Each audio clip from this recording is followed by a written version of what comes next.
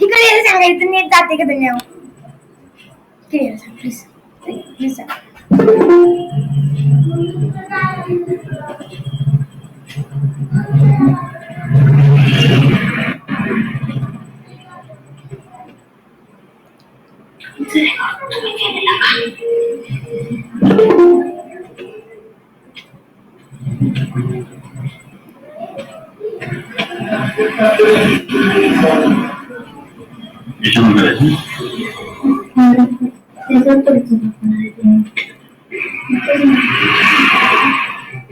Hello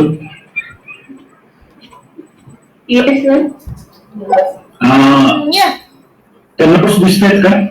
इकडे बघ इकडे बघ आणि वास येतोय नीट बघ मला नीट त्याला आलं बघा जो काय ना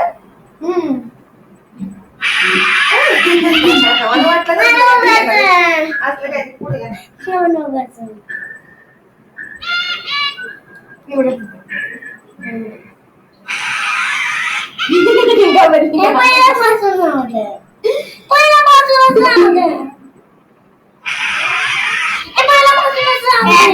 दुसरं दुसरं काय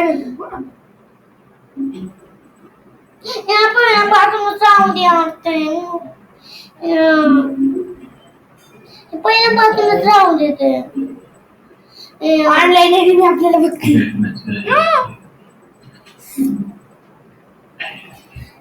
पहिल्यापासून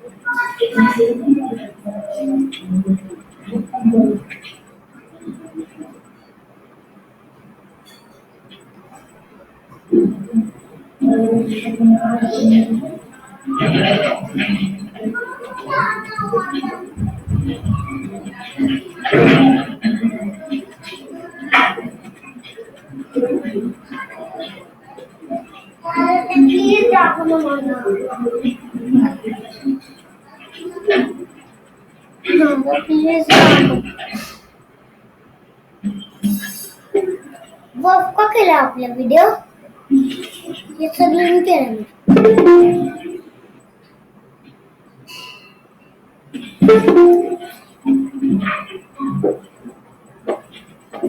आपण पण व्हिडिओ अपलोड करायला तर मी एक झाड बनवणार आहे आणि हा लावणार ते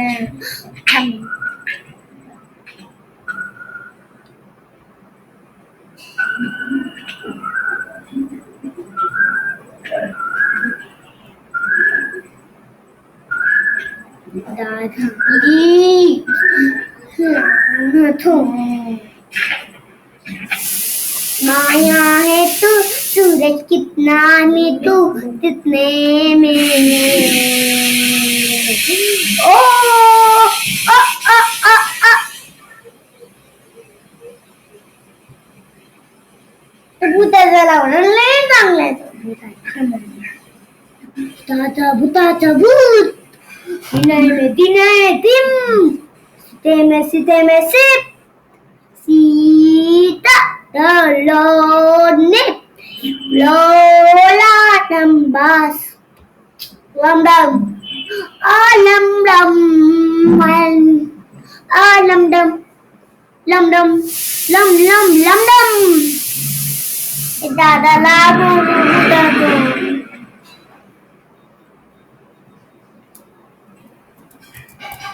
Wow.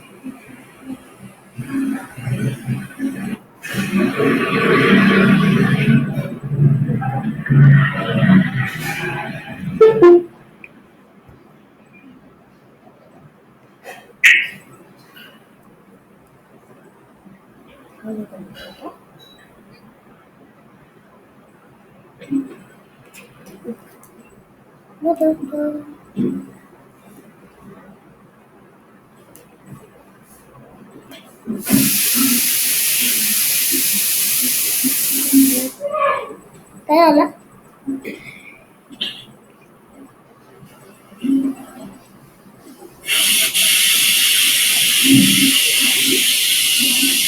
बघला इथे दादा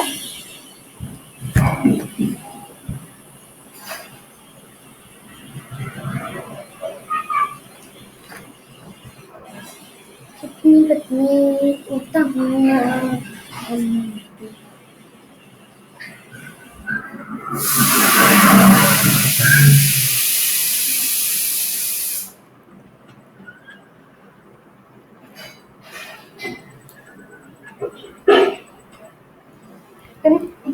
झोपला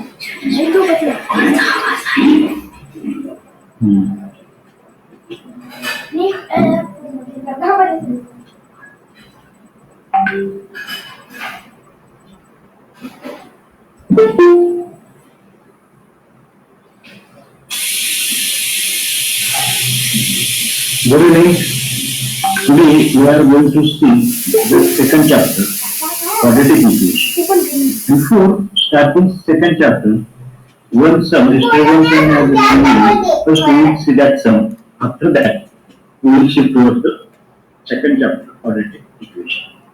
Let us see the sum which was yesterday there. The sum was that out of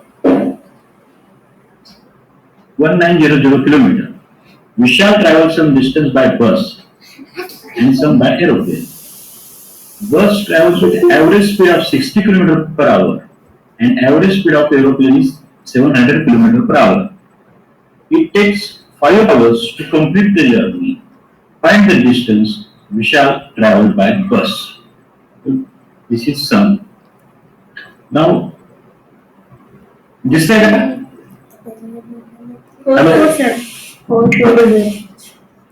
एक पाहिल्यानंतर मला फक्त एवढं लक्षात आलं की त्यानं 1900 किलोमीटर 1900 किलोमीटर त्याने डिस्टन्स ट्रॅव्हल केलेला आहे. हे लक्षात आलं का तुमच्या की विशालनं टोटल डिस्टन्स काही बसनं केलेला आहे काही एरोप्लेननं केलेला आहे. तर जे बसचा स्पीड किती आहे average speed bus travels with average speed of 60 km per hour. 60. And aeroplane, what is speed of aeroplane? 700 km per hour. 700 km per hour. 700 km per hour is the okay. Now, first we will write total distance travel 1900 km. Okay. Distance traveled by bus. Let us assume. क्या आपल्याला माहिती आहे का? We don't know the distance traveled by bus. Let us say x. Distance traveled by aeroplane माहितीये का? Hello, काय the distance we shall travel by bus? बसचंही माहित नाही, एरोप्लेनचं माहित नाही. वाय? टोटल डिस्टन्स माहितीये? टोटल डिस्टन्स किती? 1900. 1900. Okay. Is the total distance traveled by Vishal. From this information, we can make equation. What is that equation? X plus y equal to 1900. X plus y equal to 1000. X is distance traveled by bus, y is distance traveled by aeroplane. Total distance माहिती आहे, काही x न बस न केलेलं x आहे आणि aeroplane न केलेलं y. So I can write x plus y equal to 1900. याच्यामध्ये तुम्हाला डाऊट आहे का? No. What is formula for time? Time equal to distance upon speed. हा तुम्हाला फॉर्म्युला माहिती आहे का? Time equal to distance upon speed. Okay. Now, तुम्हाला हा फॉर्म्युला माहिती असेल की याच्यावरून time equal to distance upon speed. डिस्टन्सचा फॉर्म्युला काय? इथे डिवाइड बाय स्पीड आहे, क्रॉस मल्टिप्लाय करा किंवा 1 अपॉन स्पीड तिकडे मल्टिप्लाय करू. डिस्टन्स इक्वल टू काय? Time into speed. ओके, हे तर लक्षात आहे. Time equal to distance upon speed. Hello, ना डिस्टन्स ट्रॅव्हल बाय बस किती आहे? X kilometer. स्पीड माहिती आहे बसचा? 60. हो, 60. नाव putting this value, टाइम ला टाइम लिहिला, इक्वल ला इक्वल लिहिलं. डिस्टन्स माहिती आहे किती आहे? Distance X. बाय बस x लिहिलं. स्पीड माहिती आहे? हो, 60. Therefore time equal to x upon 60. याच्यात कोणाला काय अडचण आहे का? No, sir.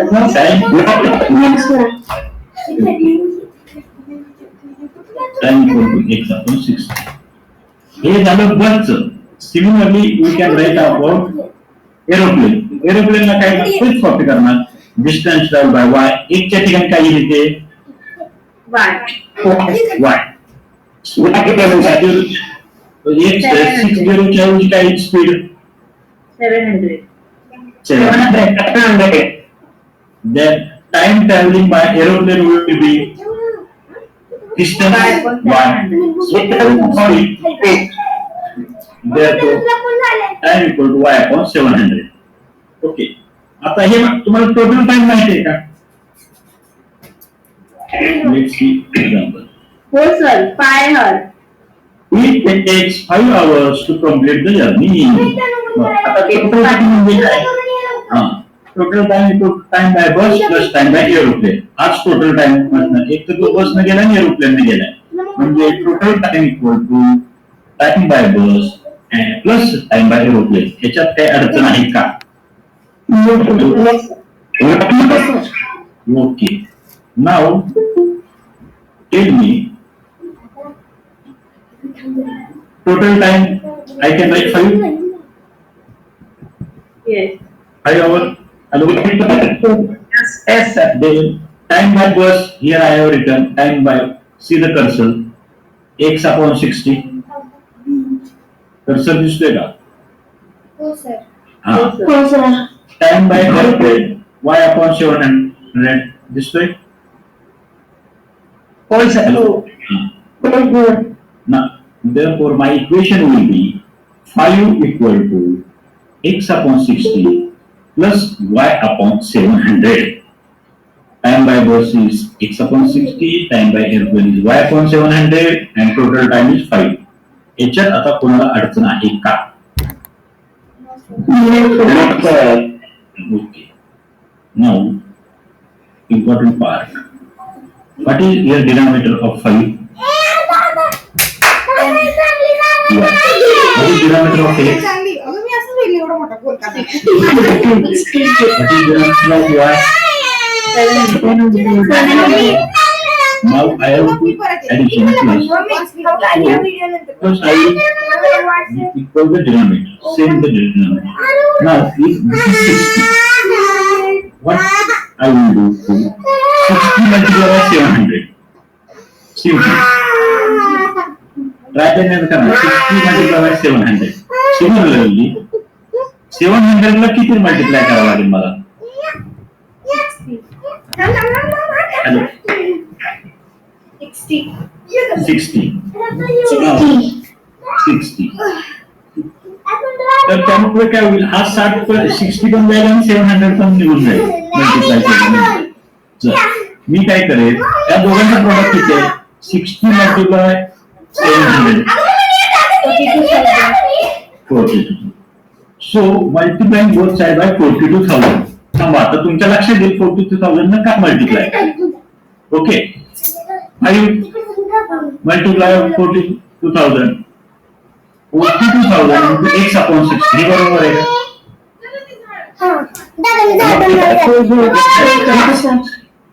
42,000 multiply by y upon 700 is ते बरोबर आहे का? 4200 कसं आलं ते नंतर बघा. पण हे मान्य आहे का तुम्हाला की हे दोघांना हे करावं लागतंय सध्या आपण तर what will happen 5 multiplied by 42,000 will be some figure 2100. Okay, now see here 42,000 multiplied by x upon 60 हा 0 कॅन्सल होईल. हे किती कॅन्सल होईल 700 प्लस 60y. थोडक्यात हा जो डिनॉमिनेटर होता तो आपण कॅन्सल केलेला आहे. हे लक्षात आलं का? इथं अपॉन 60 होतं अपॉन 700 होतं ते आपण इथं अपॉन 1 आणलं. हे लक्षात आलं का?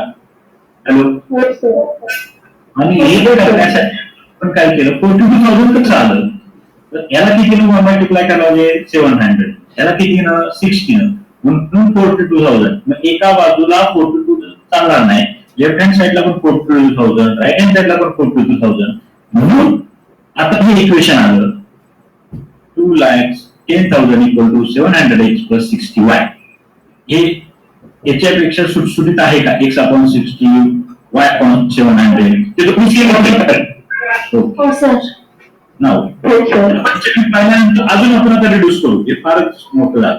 काय करावं लागेल रिड्यूस करण्यासाठी तुम्ही मल्टिप्लाय करायला लागेल डिवाइड करायला लागेल. आता 2 मल्टिप्लाय केलं तर ते अजून वाढेल तर आपण काय करू डिवाइड करू. हा 1 0 कमी होईल हा 1 0 कमी होईल 6y. आता थोडं हे आलं 21,000 इक्वल 70x प्लस अजून रिड्यूस करता येईल का?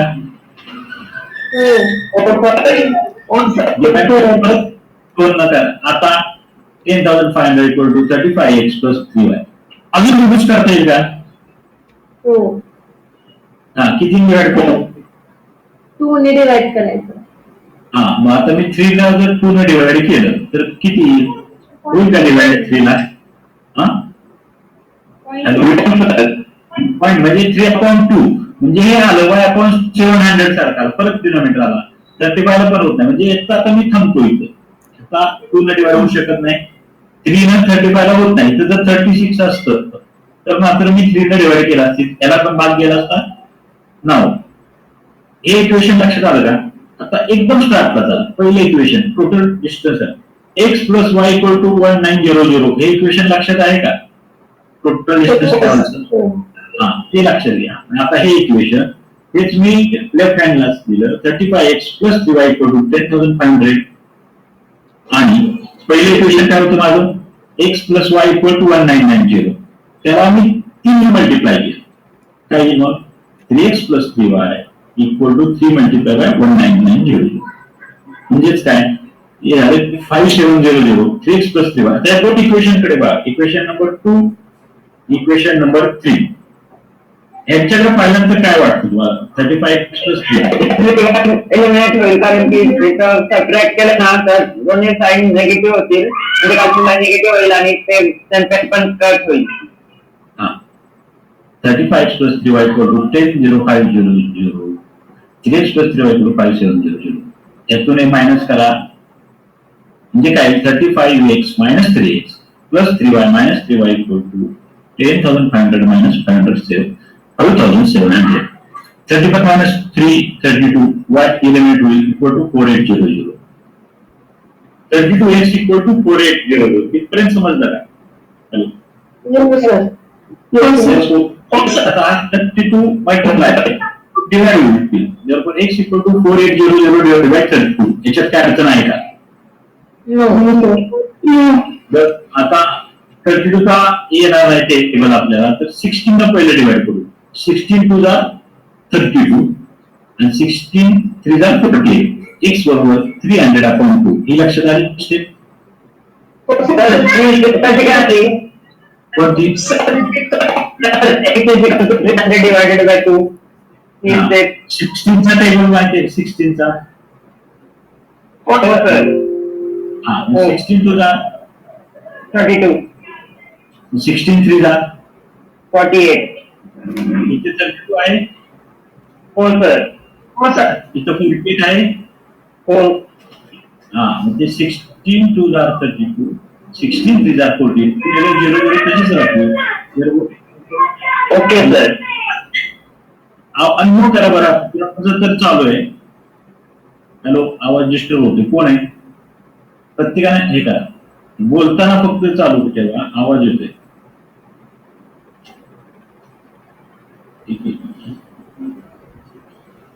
हा ही स्टेप लक्षात आली हो सर. 300 therefore he आता 300/2 is 150 okay therefore distance traveled by bus is equal to x kilometer equal to 150 kilometer यात काय प्रॉब्लेम आहे का? No, sir. no sir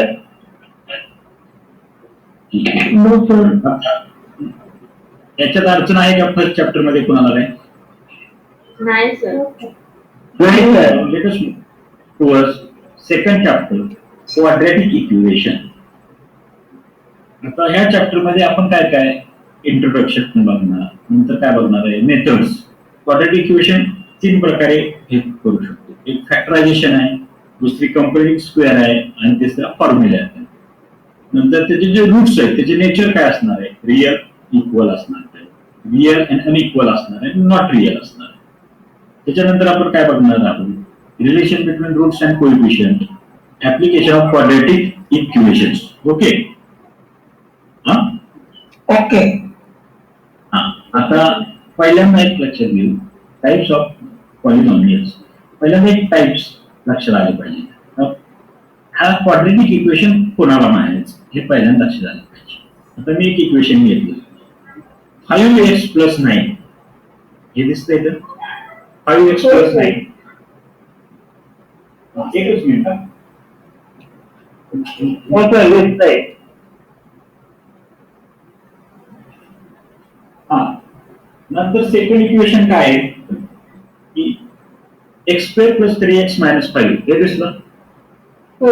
hello sir आता याचे डिग्री किती आहे सांगा 5 1 ची डिग्री किती आहे मॅक्सिमम डिग्री याच्या या इक्वेशन 1 आता x² + 3x - 5 याच्यामध्ये इथं पण x ला एक डिग्री आहे मॅक्सिमम डिग्री x ची किती आहे 2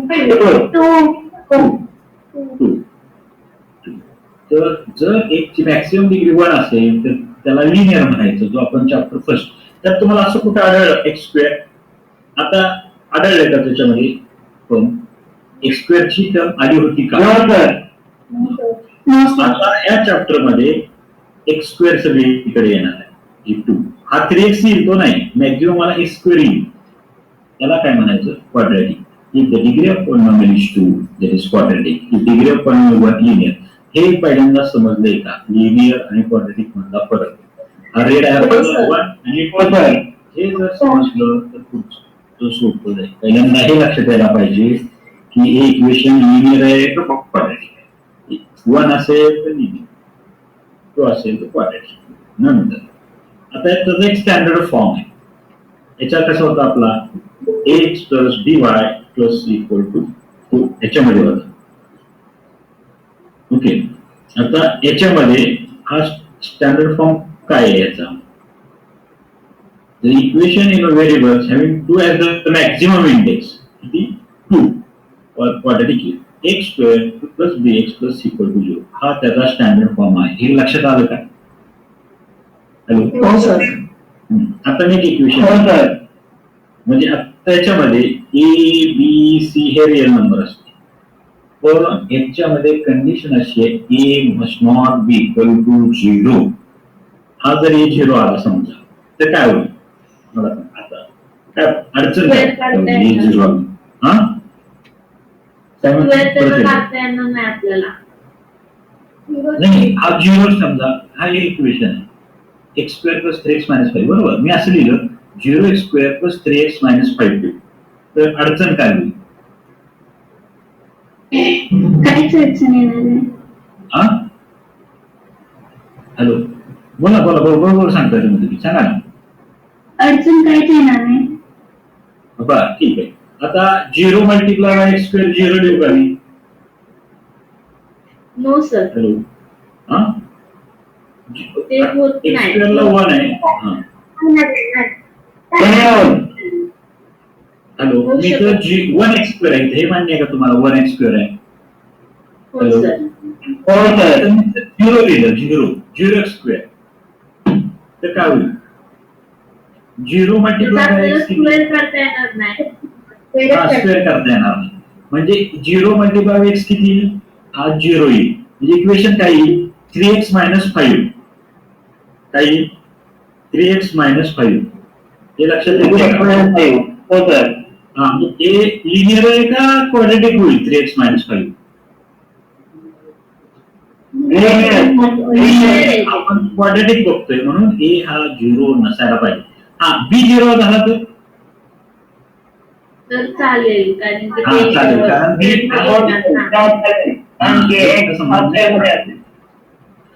बी 0 चा ए 0 नको. Quadratic a square plus 2x equal to 0, general form किंवा स्टँडर्ड फॉर्म म्हणजे स्क्वेअर प्लस 2x प्लस 0. इथं प्लस 0 म्हणजे काय लिहिलंय? गरज नव्हती, कॉन्स्टंट आहे 0. काय आता याच्यामध्ये ए किती आहे? ए ची व्हॅल्यू एक बनतोय. 1 बी वन एक्स. हा एक नसतोय. ए हा कोएफिशियंट आहे, त्याला एक्स येत नाही. ए हा 1 येतो फक्त. बी किती येईल? 2 आणि सी 0 0 नाही. हा इथला 0 घ्यायचा, नसेल तर लिहायचा तो. ठीक आहे. आता हे क्वाड्रेटिक इक्वेशन झालं. आता आपण त्याची रूट्स ऑफ क्वाड्रेटिक इक्वेशन बघणार आहोत. The values of a variable which satisfy the equation are called the solution of roots of the equation. Status म्हणजे काय? समजा मी एक ची व्हॅल्यू घेतली, ती घेतल्यानंतर जर 0 आलं आन्सर, तर म्हणायचं की तो सॅटिस्फाय होतो, म्हणजे तो रूट आहे किंवा ते सोल्युशन आहे. आता मी हा घेतो x square plus 5x minus 6. पहिलं असं सांगा, हा क्वाड्रेटिक इक्वेशन आहे का नाही? हो सर आहे. कशावरून ओळखलं आहे म्हणून? काय कसं ओळखलं? कारण की आहे. बर ठीक आहे, स्क्वेअर आला म्हणून. ओके. आता मला फक्त एवढं चेक करायचंय की एक्स इक्वल टू मायनस 6 जे आहे हे रूट आहे किंवा सोल्युशन आहे ना, हे पाहायचंय याचं क्वाड्रेटिक इक्वेशन्स. मग मी काय, जिथं जिथं मला एक्स दिसेल तिथं I will substitute x equal to minus 6. So by putting एक्सच्या ठिकाणी मायनस 6 लिहिलं, स्क्वेअर आहे म्हणून minus 6 multiply by minus 6. Okay, एक अडचण कोणाला? प्लस 5 मल्टिप्लाय बाय एक्स ची व्हॅल्यू किती आहे?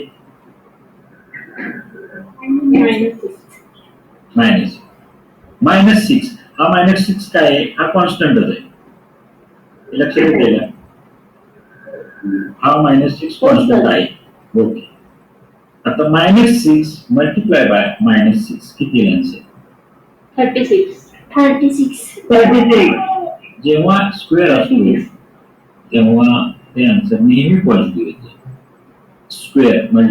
स्क्वेअरची प्लस असो किंवा मायनस, स्क्वेअर हा नेहमी पॉझिटिव्ह असतो.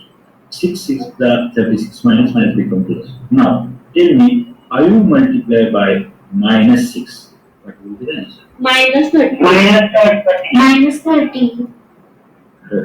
-30. Take -6 as it is. Now tell me 36 as it -30 -6. What is the answer? Plus 36. 36. Minus plus. Plus 36. Okay. Someone has said plus 1. म्हणजे काय? मी तुमच्याकडनं 30 रुपये उसने घेतले काल. ठीक आहे. आज परत मी किती घेतले? 6 रुपये घेतले. म्हणजे मी टोटल उसने किती घेतले तुमच्याकडनं? काल 30 उसने घेतले. मायनस म्हणजे उसने घेतले. परत आज मी -6 उसने घेतले. म्हणजे मी तुमच्याकडनं टोटल किती उसने घेतले पैसे? -36. minus 36. याचा उसने म्हणले की मायनस आलंच. उसने म्हणजे मी 36 रुपये 36 रुपये मी तुमच्याकडनं उसने घेतले. मग मी तुम्हाला किती द्यायला पाहिजे? परत हिशोब जर बरोबर व्यवस्थित असेल करायचा झाला तर मी तुम्हाला किती देणं लागतो? मी तुमची 36. 36 रुपये 36. दिले. चला. आता 36 काय करायचं? मला द्यायचे देणं आहे म्हणून काय येईल ते? प्लस का मायनस? मायनस. आता कोणी आपण असं म्हणतोय की -30 -6 हे +36. त्याचा अर्थ असा की तुम्ही मला 30 रुपये काल दिले, आज 6 रुपये दिले. हिशोब क्लिअर होण्यासाठी परत तुम्ही मला 36 रुपये अजून द्या. ते बरोबर आहे का? हॅलो. हो सर. हा म्हणजे तुम्ही मला काल 30 रुपये दिले, आज 6 दिले, उद्या परत अजून 36 रुपये देणार. म्हणजे आपला हिशोब होणार. बरोबर? हो सर.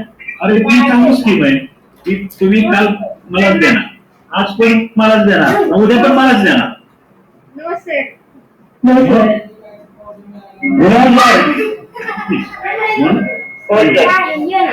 हा म्हणजे काल तुम्ही मला 30 दिले, ठीक आहे. आज तुम्ही मला 6 रुपये दिले, उद्या मी तुम्हाला देणार का तुम्ही मला देणार? हे पहिले सांगा. मी देणार आहे म्हणजे मायनस किती देणार? 36. म्हणून -30 -6 हे -36 येतं. +36 येत नाही. हे लक्षात आलं का? हे Therefore 36 - 36 बालकृष्ण. 0. म्हणजेच काय? हे सॅटिस्फाय झालं. 0 आलं का तुमच्या आन्सर? म्हणजे ते काय आहे? x equal to -6 is the solution of the equation. Hence, -6 is the one root of the equation. हे एक वन रूट आहे. हे लक्षात आलं का? रूट ओळखायचं कसं? तर ते व्हॅल्यू टाकायची. जर answer आलो, 0 आलं, आलो. ओळखायचे solution आलोय. आहे. याच्यात आता कोणाला डाऊट आहे? लवकर. Next. आता आपण मेथड्स क्वाड्रॅटिक इक्वेशन सॉल्व्ह कसे करणार आहोत. सुरुवातीला आपण पाहिले होते एकदम स्टार्टला की याचे मेथड्स आहेत म्हणून पाहिले होते. त्याच्यात सबस्टिट्यूट होतं, इलिमिनेशन मेथड होतं, ग्राफिकल. तर याच्यात 3 मेथड बघितलेलं होतं. एक फॅक्टर मेथड आहे, नंतर एक कम्प्लिटिंग स्क्वेअर आहे आणि एक फॉर्म्युला आहे. तर त्यातले आपण जस्ट फॅक्टर मेथड आहे, फॅक्टरायझेशन कसं करता येतं हे बघू. आता मी एक एक्झाम्पल घेतो. x² - 4x - 5 = 0. पहिलं मला सांगा, एक क्वाड्रॅटिक इक्वेशन आहे का?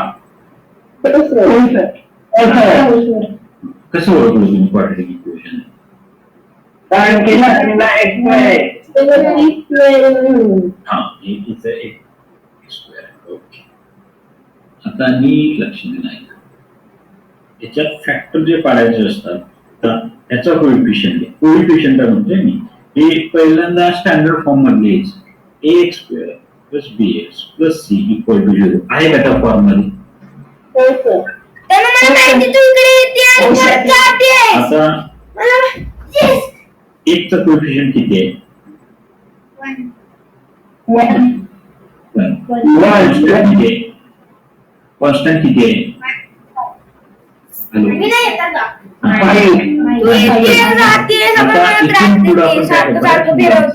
साइन मध्ये गोंधळ होते हे माझ्या लक्षात आले. तर मग मी काय केलं होतं -5 केलं होतं. आता आपण मायनसची साईनच घेणार, नंतर घेणार आहे. आता हे करा 5 समजा तात्पुरतं. कारण तुमचा गोंधळ होतोय. बरं, मग एक्स स्क्वेअरचा कोएफिशियंट आणि कॉन्स्टंट 1 मल्टिप्लाय 5. 1/5 किती आलं? 1 मल्टिप्लाय बाय 5. तर 5चे फॅक्टर पाहिजे. 5चे फॅक्टर पाहिजे.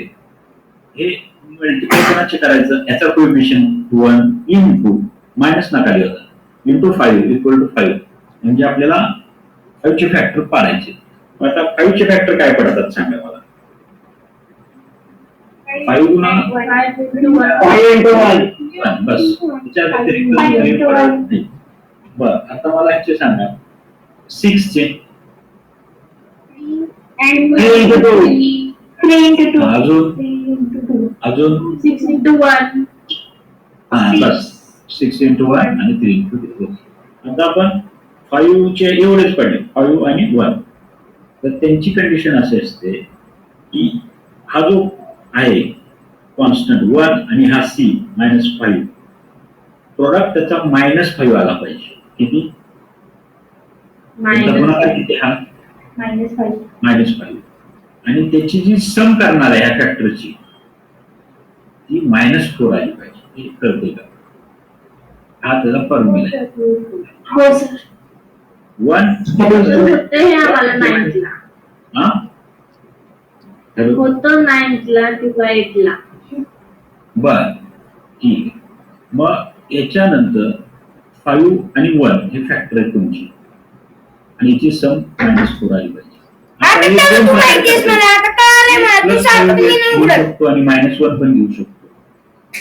-5 पण घेऊ शकतो, 1 घेऊ शकतो. दोन्ही एक +5 घेऊ शकतो, +1 घेऊ शकतो. तर मला कोणतं घ्यावं लागेल आता? कोणता फॅक्टर निवडायचा? आता प्रोडक्ट तर आला माझा बरोबर. -5 1. -5 आणि 1. Okay, 2 minute. आता आपण असं करू +5 आणि -1. तर यांची ऍडिशन करू आधी. याचा आधी प्रोडक्ट किती? +5 -1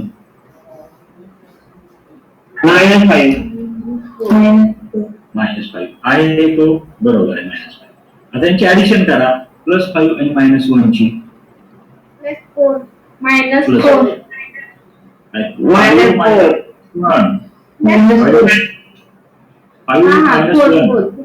-4.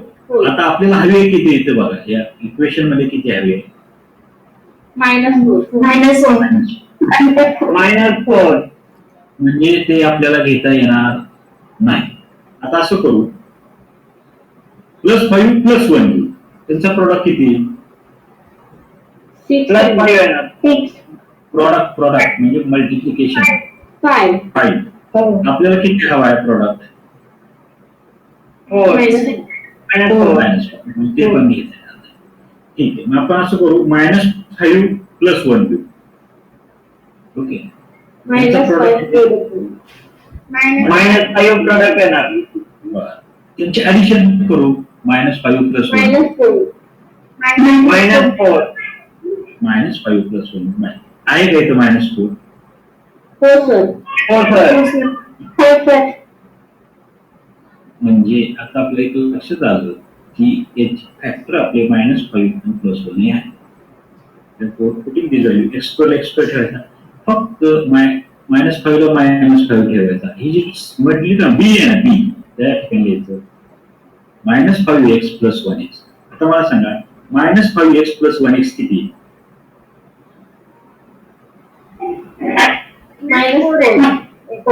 -4. याच्या ह्या इक्वेशन मध्ये सेम आणि डिफरंट आहे. Is any difference between these two equations? No sir. No sir. हे -4x आहे, हे पण -4x. ओके, याच्यात काय अडचण आहे का आतापर्यंत तुम्हाला? No sir. आता आपण काय करू, इथून x हा कॉमन काढू. किती? x कॉमन काढा म्हणजे x² / x ने डिवाइड करायचं. हा x ब्रॅकेट x लिहिला, ब्रॅकेट टाका. या x ने x² ला डिवाइड करा. किती? सर नाही कळालं मला थर्ड स्टेप. बर कोणती x square minus 5x plus 1x का ही का जिथं कर्सर आहे ती स्टेप नाही का काही? खालची आता तुम्ही सांगितलं ना बरं, एक्स कॉमन अजून काढायचं. अजून एक्सप्लेन होतोय एक्सप्लेन करतोय इथं एक्स कॉमन काढाय दोघांमध्ये फक्त या दोन टर्म एक्स कॉमन लिहिला का एक्स इथे हो हॅलो हो ठीक ब्रॅकेट